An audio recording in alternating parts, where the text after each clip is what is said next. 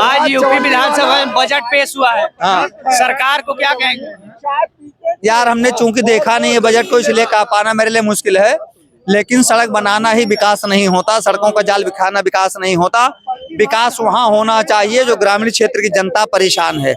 परेशानी उसका 2-3 है, थाने कचहरी हैं जिस पर कोई सुनवाई नहीं होती। इनके विधायक चिट्ठी भी लिखते हैं, नहीं होते। जनता को लिखने के लिए लोग चिट्ठी लिख देते हैं और वहां पर अधिकारियों को कहा है कि जब तक हम फोन ना करें तब तक आप लोग काम मत करिएगा, जनता का काम। ये यहाँ विधायक जितने सत्ता पक्ष के विधायक हैं उन लोगों ने लिख करके दिया हुआ है कि हमारे यहाँ तो जनता आती रहती है, हम तो चिट्ठी लिखते रहते हैं, मना नहीं कर सकते। लेकिन जब हमारे लोग फोन करेंगे तभी आप काम करेंगे, वरना नहीं करेंगे। तो उससे निजात दिलाना चाहिए था।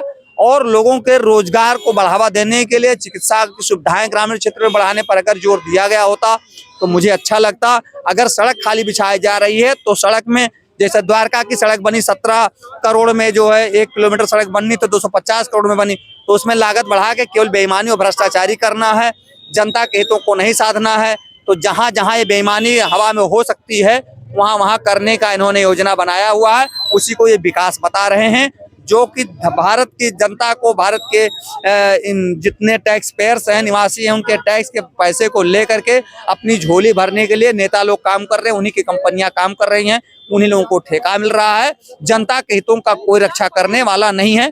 थाने से लोग पीड़ित हैं, थाने में FIR दर्ज नहीं होती है, चोरी हो जाती है, डकैती हो जाती है, हत्या हो जाती है, पकड़त हो जाती है, शराब बेचे जाते हैं।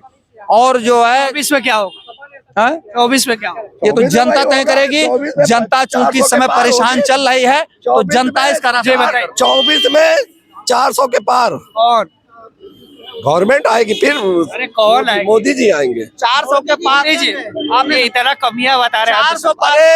अब सुनिए, ये कमियां अभी आप तो ले जाइए, 3 स्टेट में भी तो बता रहे थे कि कांग्रेस आ रही है और सिमट गई।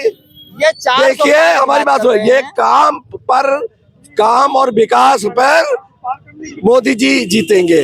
और सुन लीजिए, आलोचना उसी की होती है जो काम करता है, जो काम नहीं करता उसकी आलोचना नहीं होती। देखिए गलती भी उससे होती है जो काम करता है, तो वो काम कर रहे हैं। अब ये बौखलाहट है कि जो काम करने वाला, अगर घर का आपका अच्छा बच्चा होता है, काम करता है, तो उसी के लोग विरोध भी करते हैं।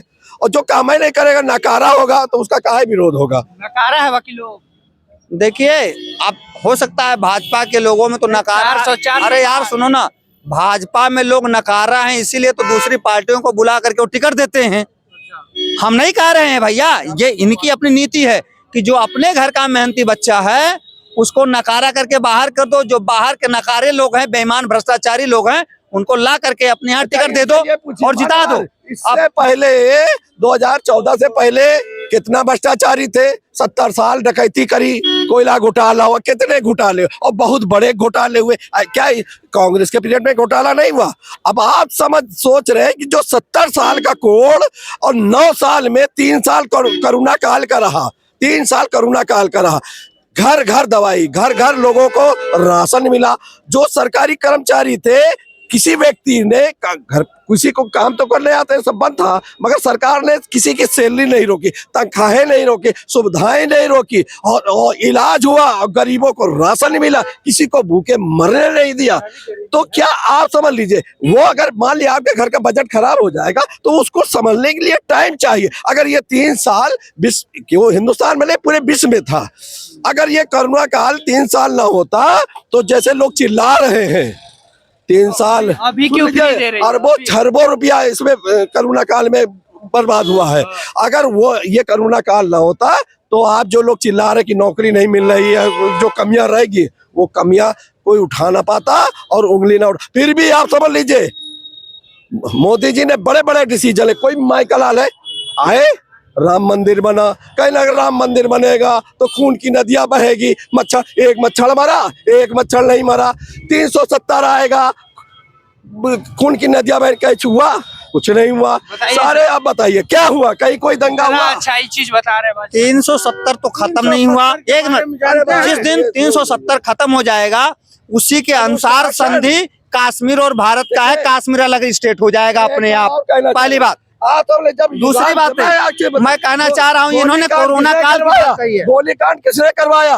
चाहते उस समय 90 में चाहते थे तो कोयली कांड जरा भी ना होता, इतना पुलिस छावनी में कर देते, कार सेवक एक भी ना मरता है। आज दिल्ली में किसान चढ़ गए थे गुम्मे पे, तो क्या मोदी जी ने गोली चलाई? नहीं चलाया।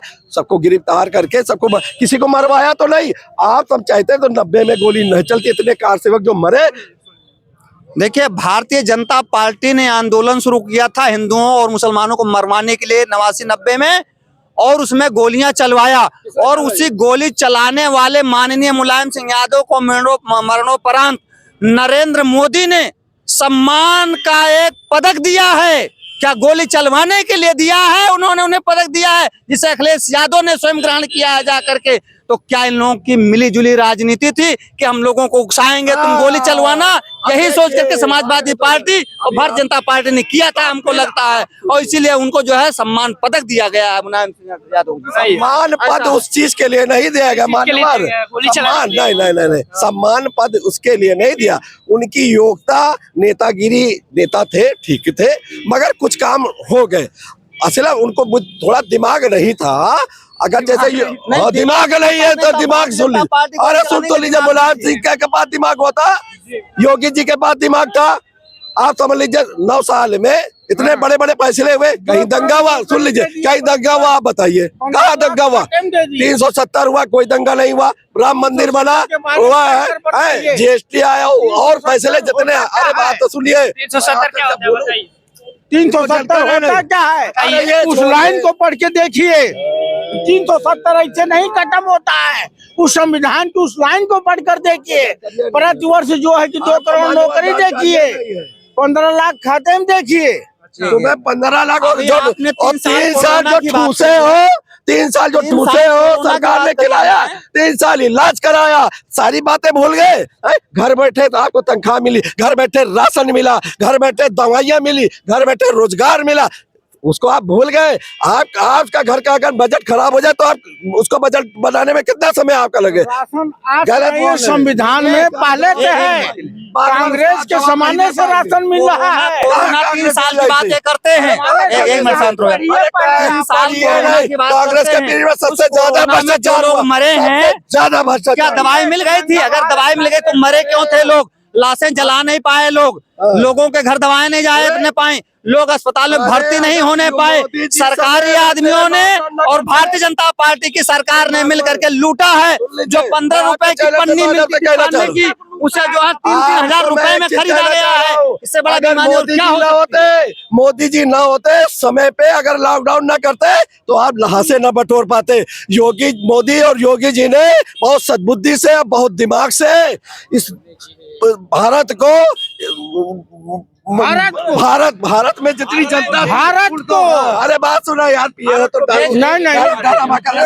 अभी इन्होंने कहा कि अगर मोदी जी ना होते तो आप लाशें नहीं बटोर पाते। ये निश्चित तौर पर लाश इसीलिए बटोरा है, मोदी जी थे तभी लाशों को बटोरा इन लोगों ने, और बटोर करके गंगा के किनारे लगा दिया। ये देखो, तुम्हारे मोदी जी को सरकार बनाने की वजह से आज ये लाशें मिल रही हैं, लोगों को सुरक्षा नहीं मिला, दवाइयाँ नहीं मुहैया हुई। सुन लीजिए, कोरोना काल न होता तो हमारी भारत की तस्वीर कुछ और होती। घर का बजट खराब हो जाए। पूछ लेते हैं, कोरोना काल में क्या लग रहा है, भाजपा ने अच्छे से मैनेज किया था? किया, बिल्कुल किया। अगर मोदी जी न होते तो भारत नष्ट हो जाता। क्या बात कर रहे हो? अगर कोरोना काल में मोदी सरकार न होती और कोई सरकार होती तो देश नष्ट हो जाता। मोदी जी ही एक पूरे विश्व के ऐसे लीडर हैं जिन्होंने अपने देश के लिए वैक्सीन भी दी, रोजगार भी दिया, राशन भी दिया, लोगों को हिफाजत भी की। और लोग कह रहे हैं कि लाश तक नहीं बिटोर पाए। ऐसा कहना, विपक्ष के पास कोई न कोई तो मुद्दा होता ही है। आप दावत करिए, विपक्ष के लोग खाना खाने आए तो वो कुछ न कुछ तो कमियां ढूंढेंगे ही। बिल्कुल है, आप ऐसा बात है सर। क्या चीज? अगर खाना चाहिए, देखिए, ये हो सकता है कि मोदी जी के आने के बाद आप पैदा हुए हों, हम तो मोदी जी के आने से पहले पैदा हुए थे भाई, इसलिए मैं इस बात को जानता हूँ। कुछ ऐसे उनके मतलब तथाकथित दत्तक पुत्र हैं जो कि मोदी जी के आने के बाद ही पैदा हुए, अच्छा, जिनको उन्होंने गोद लिया हुआ है। ऐसे लोगों का मुझे कुछ नहीं कहना है। राशन किसके घर गया है ये वो जानता है, हमें तो नहीं मिला। दवाएं हमें नहीं मिली, लोगों को दवाएं आज भी नहीं मिल रही हैं।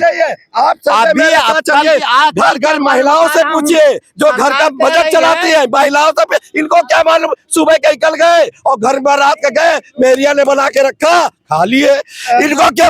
अब महिलाओं से पूछिए, जनता से पूछिए कि मोदी जी ने क्या किया, योगी जी ने क्या किया है। महिलाएं जो है घर चलाती हैं, आपको मालूम मालते सुबह के निकलते 11 बजे रात को पहुंचते पर आए हैं। महिलाएं कमा के इनके यहाँ खिलाते होंगे, हमारे यहाँ नहीं, हम पुरुष कमा के खाते हैं और खिलाते हैं। इसलिए मैं बात कर रहा हूँ, जो महिलाओं के बल पर खाता है वो इसी तरीके की बात करेगा कि नरेंद्र मोदी जी दिए हैं। करुणा काल में बता रहा हूँ, करुणा काल में बता रहा हूँ। क्या बात कर, आज चलिए महिलाओं को 50,000 रुपया मिल रहा घर रोजगार करने के लिए महिलाओं को, जो भी चलिए मैं दिलाऊं। 50,000 रुपए में व्यापार होता है क्या? 50,000 रुपए में व्यापार होता है क्या? समूह के माध्यम से आत्मनिर्भर बनाने के वजह से उसको जोड़ा गया है, और उनको सबको पैसे के द्वारा जोड़ा गया है। और सब पैसा 50,000, कोई 20,000, कोई 30,000, जो जिसका है। और सुनिए, 3 करोड़ लोग सेल्फ हेल्प ग्रुप से जो महिलाएं जुड़ी हैं उनको सबको मिल रहा है, ऐसा नहीं है। ऐसा कुछ नहीं मिल रहा भैया, ये धोखेबाजी सरकार है इनकी, ये झूठ बोल रहे हैं।